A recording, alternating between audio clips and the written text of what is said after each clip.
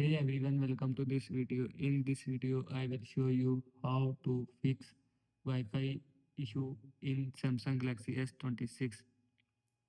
First of all, swipe down, open quick setting panel,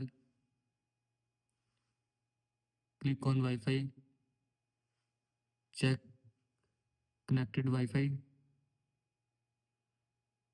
turn off Wi-Fi and again turn on Wi-Fi, tap on done.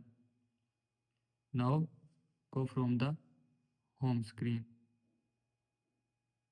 Second step, again swipe down, open quick setting panel, click on power off button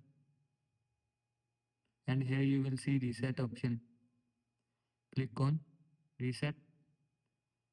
Again click on reset your phone. Now again go home to the home screen.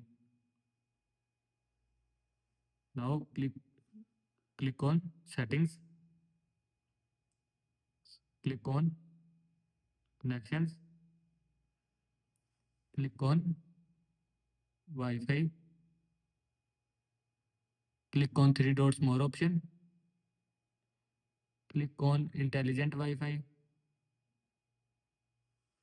and turn on switch to better Wi-Fi network button turn on.